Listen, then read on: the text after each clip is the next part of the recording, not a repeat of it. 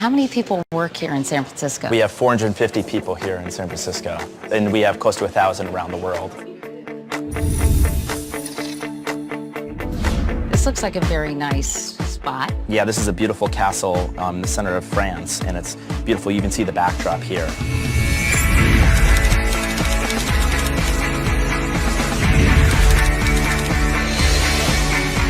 You have, I know, Brian, all these different sort of makeshift apartments, or actually, are they pretty much replicas? Yeah, we literally had this idea. We said, why have photos of our homes when we can actually have the homes like a showroom? Well, can I check out my Paris apartment? Let's go look at it, yeah. If you ever wanted to know what it felt like to live in Paris, to feel like a Parisian in Paris, I mean, this is a pretty good way to do it. So, Brian, this is really sort of a replica of your apartment. Yeah. In San Francisco, circa 2007? Yeah, late 2007. This is the apartment where it all started. I just moved up to San Francisco from Los Angeles, and I got here with my co-founder, Joe Gebbia. It turns out that weekend, this international design conference was coming to San Francisco. All the hotels are sold out. We pulled the airbeds out of the closet, we inflated them, and we called it the Air Bed and Breakfast. We ended up hosting 3 people from around the world. Michael was a 45-year-old father of 5 from Utah. And Catherine was a 35-year-old woman from Boston. And Amol was a 30-year-old from India. It was hard probably to raise the capital for this venture. We had, you know those binders you put baseball cards in? Mm-hmm. Joe and I put credit cards in them. Literally, that's how many credit cards we had. We were funding the company with credit cards. And I remember this is October 2008. We had provided housing for the Democratic and Republican National Convention. And we thought, we're air-bedded and breakfast. What if we provided breakfast for people going to these conventions? We weren't going to send them eggs, and so we came up with this idea of collectible breakfast cereal. The first one is Obama O's. I think I remember seeing these. Yeah, based on Cheerios. We call it the breakfast of change. If you're going to have a box of Obama's, we have to have a John McCain themed cereal, and we called it Captain McCain's, a maverick in every bite. And this one's much higher fiber. So we ended up making these boxes, and I remember doing this, and the low point for me was thinking, I don't think Mark Zuckerberg ever was making cereal in his living room, and we were. I remember actually we called Kellogg's and General Mills. They thought we had lost our minds. You stayed at it. So you sold a lot of cereal. We sold $30,000 worth of cereal box. Wow, and that provided the seed money. And this is what catapulted the company.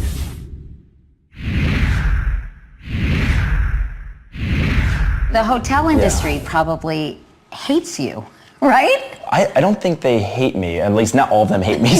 Because you are a disruptor, you know? I never really liked the term disruptor because it suggests that for us to win, the hotels have to lose. We want a level playing field, and we want to be able to do things like pay taxes.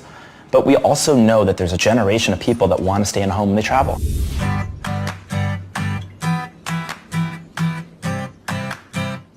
We thought we'd check out an Airbnb property, so we thought we'd meet the owner and ask her why she wanted to do this. Thank you. I think some people might think you're crazy. When I found the Airbnb website, I thought, well, let me try that, because they had a whole system in place where they would check you out through Facebook and your email and your passport or your driver's license. Right. And I thought, that's great. Plus, they also handled the financial aspect behind the scenes. So they kind of made it easier for you. Really easy. And took care of the vetting process. And how much do you charge per room? It's $190 a night, and then depending upon how many nights the guests book, Airbnb charges, I think, 6 to 12%, and then I pay them 3%. So I get about $185 a night. It's just really part of the fabric of my life, and I love it. I really enjoy my guests. It's as if the world comes to me now. This bed looks very comfortable. Thank you. I don't know. I might have to take a little nap. What makes a successful listing? So it's got to be a price that's competitive, and it's a place that's really beautiful and unique, so the photos are beautiful. It's got local personality. It's got some great sense of charm and character. We now have a network of 5,000 photographers around the world that come and they will, for free, photograph your home. What if I rented this apartment in Paris and threw a wild and crazy party? Is that what you... That's the kind of person I am, Brian. No, but what if I decided I'm going to have 100 people here, and I'm going to drink red wine, and I'm going to get it all over this nice white sofa? Well, the good news is all homes are insured up to $1 million. all over the world, in most countries, including here in France. So if you want to rent your home, you can have that peace of mind. But the most important thing is, it's not like you're letting a stranger into your home. But there have been some pretty high-profile stories about sex parties, robberies, property damage. It does happen. It's incredibly rare, but it does happen. And what is the worst nightmare story you've ever heard? Well, in 2011, we had a huge learning experience. We had a home that was trashed, and we didn't have our insurance plan in place. We didn't have a really fast customer service. And it was a huge lesson to us. We have 100 people at Airbnb that work in trust and safety. So they do fraud detection, any activity is suspicious, they'll be blocked from the website. We've removed thousands and thousands of people from the community. So it's really like a community-based membership. I know that in a number of cities like Berlin, Paris, Barcelona, Malibu, San Francisco, and New York, the government is trying to crack down on your hosts who may in fact be renting properties illegally. What do you think of that? Well, I think that a lot of these laws are 20th century laws, or sometimes even 19th century laws, in a 21st century world. And the core problem comes back to this idea that these cities want to view somebody as a person or a business. Say, well, if you have people in your home, you're a person. The second you charge one person one weekend, you're a business. And therefore, you should be regulated like these huge institutions. And we actually think there should be a third category created. And in fact, what we're doing now is city by city around the world, we're starting to actually create model legislation.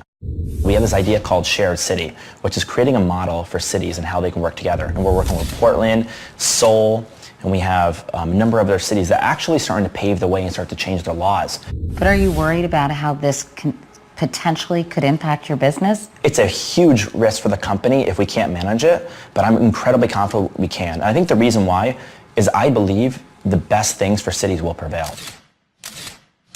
What about fire codes and regulations hotels need to comply with to ensure the safety of the guests? One of the things we do is we offer free smoke detectors with carbon monoxide filters.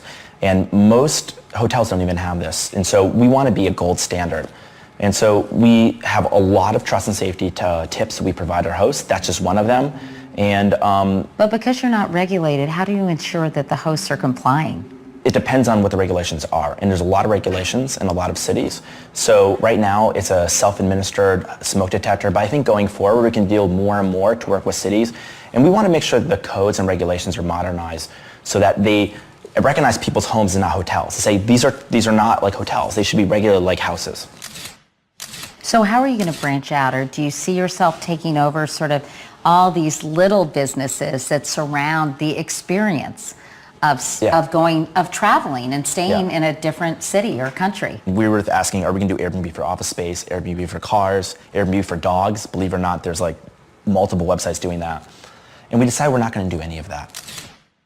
I read about your one-page memo Yes. that details your plans to take over sort of the travel world. And it's probably the most sought-after document in hospitality and here in Silicon Valley. So I thought you'd probably want to share that with me today, Brian. Exactly. No, we in a couple years, the 3-year plan, so in 3 years I'll share it with you. But can you give me any insight? What if we could design the entire trip and offer the entire trip from the time you leave your home, the time you come back to your home?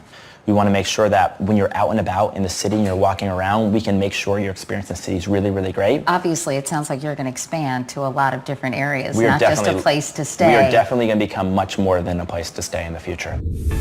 Your business is valued at $10 billion, more than some pretty well-known hotel chains. And if that's a real value, your share would make you one of the world's youngest billionaires. That is insane, Brian.